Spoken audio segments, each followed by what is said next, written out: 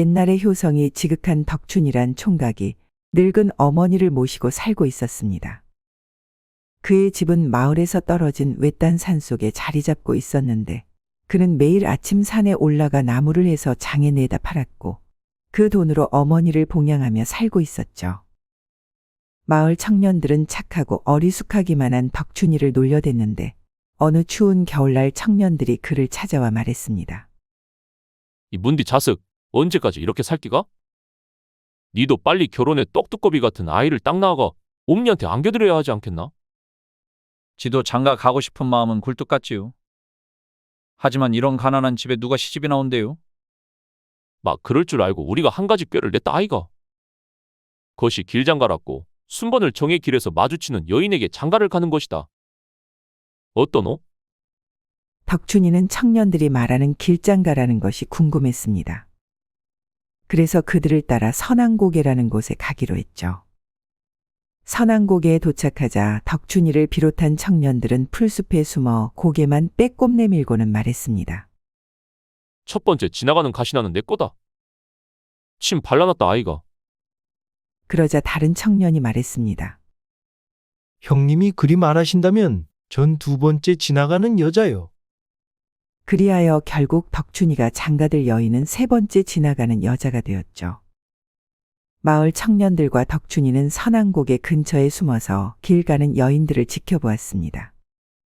한데 첫 번째로 선앙고개를 넘는 여자는 할머니였습니다. 마, 재수도 억수로 없네. 어머니를 둘이나 모시고 살라는 말인가? 형님이라 불리는 청년은 쓴웃음을 지으며 고개를 절레절레 저었습니다. 두 번째로 고개를 넘은 사람은 조그마한 여자아이였는데 나이가 6살이나 7살쯤 되어 보였죠. 참나, 저는 부인이 아니라 딸이군요. 애 하나 더 키우게 생겼습니다. 그리고 세 번째로 고개를 넘은 사람은 젊고 아름다운 처녀였습니다. 여인을 본 청년들은 깔깔대며 웃으며 덕춘이에게 말했죠. 네가 가장 예쁜 가스나를 아내로 맞이했으니 한턱 써야 하지 않겠나? 그게 무슨 소리인가요? 설마 처음 보는 가스나에게 장가 간다는 말을 네 진짜로 믿었나? 그냥 우리끼리 장난친 거 아이가?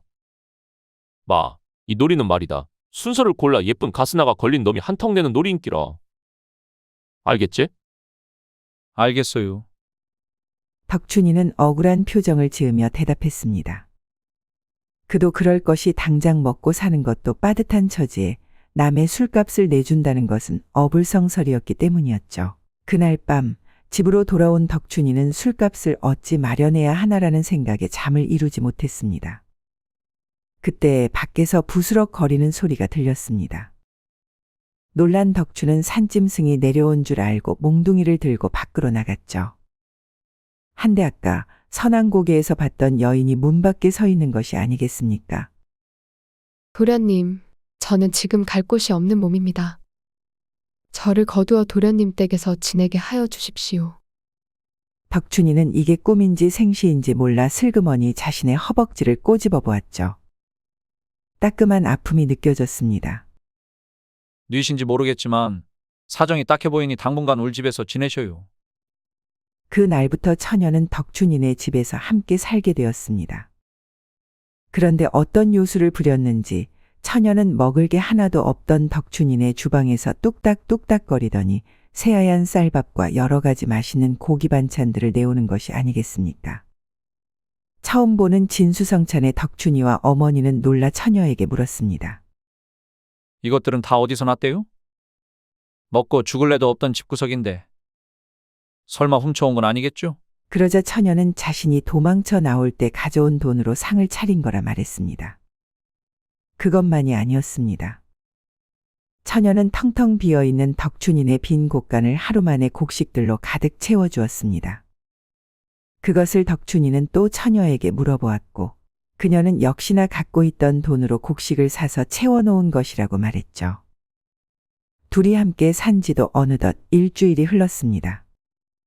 모든 남녀 간의 사이가 그렇듯 같이 오랜 시간 함께 있으면 정분이 나기 마련이죠. 덕춘이와 처녀도 마찬가지였습니다. 짧은 시간이었지만 처녀의 예쁜 얼굴과 착한 마음씨에 반한 덕춘이는 그녀에게 청혼했고 처녀는 허락했죠. 그리하여 둘은 뒷마당에 정화수를 떠놓고 조촐한 결혼식을 올렸습니다. 그리고 첫날 밤 거사를 치르려고 하였죠. 덕춘이는 불을 끄고 처녀의 알몸을 열심히 쓰다듬기 시작했습니다. 하지만 이상하게도 매끄러워야 할 피부가 몹시나 까끌까끌했죠. 마치 동물의 털을 만지는 듯한 느낌이었습니다. 하지만 덕춘이는 이상하게 생각하지 않았습니다. 옛말에 털이 많으면 미인이라 했지요. 역시나 옛말은 틀린 것이 하나도 없네요. 그 날부터 둘은 부부로서의 새 삶을 살게 되었습니다. 하지만 많은 사람들의 축복 속에 시작했어야 할 그들의 결혼 생활은 순탄치 않았습니다. 여인이 오고 나서 갑자기 부유해진 덕춘이네를 보고 마을 사람들이 수군거렸기 때문이었죠. 아따야, 저 여인이 오고 나서부터 집구석이 활짝 펴버렸구마잉. 이상하지 않소? 지나치게 새하얀 피부와 이 세상의 미모가 아닌 듯한 얼굴. 아니, 막말로 그런 여인이 저 착하기만 한 바보가 뭐가 좋다고 같이 살겠소. 분명 멍청한 놈을 꼬드겨 간을 빼먹으려는 배겨우가 분명하오. 마을 사람들은 덕춘이와 결혼한 여인이 100년 묵은 여우일 것이라 생각했습니다. 그래서 덕춘이에게 조심하라고 말했죠. 하지만 덕춘이는 그 말을 믿지 않았습니다. 만약 그녀가 여우였다면 자신은 이미 이 세상 사람이 아닐 거라고 말했죠. 그러자 한 여인이 나와 말했습니다. 덕춘아제, 그녀가 여우인지 아닌지 확인할 방법이 하나 있다. 내 지나가는 스님에게 들은 긴데 여우가 썩은 고기를 좋아한다고 하지 않겠나? 그러니 나를 잡아 썩은 고기를 언니 머리맡에 놓아두는 기다. 분명 사람이라면 코를 막고 썩은 고기를 내다 버리겠지. 하지만 배겨우라면 필시 그것을 맛있게 먹어버릴 기다. 계속되는 마을 사람들의 의심에 지친 덕춘이는 어느 보름날 밤에 썩은 고기를 아내의 머리맡에 놓아두고 밖으로 나왔습니다. 그러고는 잠시 뒤 안으로 들어갔죠. 아내는 털이 새하얀 여우가 썩은 고기를 개걸스레 먹고 있는 것이 보였습니다. 그것을 본 덕춘은 매우 놀라 뒤로 자빠질 뻔했습니다. 그리고 그런 덕춘이의 모습을 본 여인은, 아니 여우는 말했습니다. 저는 인적이 없는 깊은 산중에서 100년 동안 인간이 되기 위해 수도한 여우입니다.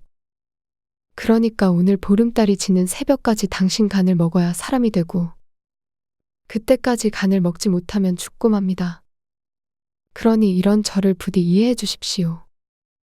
여우는 그리 말하면서 덕춘에게 달려들었습니다. 하지만 덕춘이는 아무런 저항도 하지 않고 말했습니다. 지는 당신의 은혜를 갚기 위해 간을 기꺼이 줄 수 있슈. 보리밥만 먹던 지에게 쌀밥을, 고기의 맛을 알게 해줘서 진정으로 고맙구만요. 그리고 그동안 혼자 살았던 나에게 여자와의 정을 가르쳐 주어 감사하구만요. 그러니 사람이 되어서도 나를 잊지 말고 부디 잘 사시길 빌겠슈.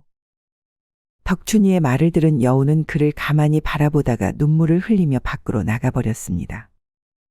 마침 밖에는 털이 노란 여우 한 마리가 서 있었는데 새하얀 여우를 보고는 말했습니다. 어서 가서 그놈의 간을 빼먹어야지. 오늘 새벽이 되기 전에 사람의 간을 먹지 못하면 죽는다는 것을 잊지 않았을 테지. 그러자 흰 여우가 말했습니다. 제가 죽는 한이 있더라도 그분은 안 됩니다. 그분만은 안 됩니다.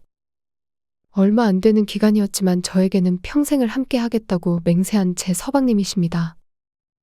여우가 서방이 어디 있다고 그리 말하느냐? 비켜라! 내가 못하겠다면 내가 직접 하겠다. 저놈의 간을 빼내어 너에게 먹여주지. 그리고 평생 함께 하자꾸나. 안 됩니다. 그렇게 하도록 내버려 둘 수 없습니다. 두 여우는 날카로운 이빨로 물어뜯고 예리하게 벼린 발톱으로 서로를 핥히면서 싸우기 시작했습니다. 그렇게 한참 동안을 물어뜯고 싸우다가 결국 흰 여우가 힘이 다했는지 쓰러지고 말았죠. 그리고 노란 여우는 그 광경을 멍하니 보고 있다가 숲속으로 사라졌습니다. 새벽녘이 밝아오자 덕춘이는 밖으로 나간 흰 여우를 찾기 위해 돌아다녔습니다. 그러고는 피범벅이 되어 풀숲에 쓰러져 있던 여우를 발견했죠. 그는 눈물을 흘리면서 여우를 양지 바른 곳에다가 묻어주며 말했습니다. 잠시 동안이지만 당신 때문에 행복했시오. 내게 당신이 해주었던 모든 것들을 다 갚아주지 못해서 한이 되는구만요. 그러니 부디 다음 생에는 내 아내로 태어나 주시오. 그러면 그때 못 갚은 은혜를 평생에 걸쳐 갚아나가겠시오. 덕춘이는 그 말을 남기고는 집으로 돌아갔습니다. 그리고 어머니와 함께 그녀와의 추억이 서려 있던 집을 떠났습니다. 그리고 다시는 보지 못했다고 합니다. 모든 것을 알게 되었음에도 사랑을 위해 목숨마저도 내놓았던 덕춘이의 착한 마음에 감동을 받아 자신의 목숨을 포기한 여우의 이야기였습니다.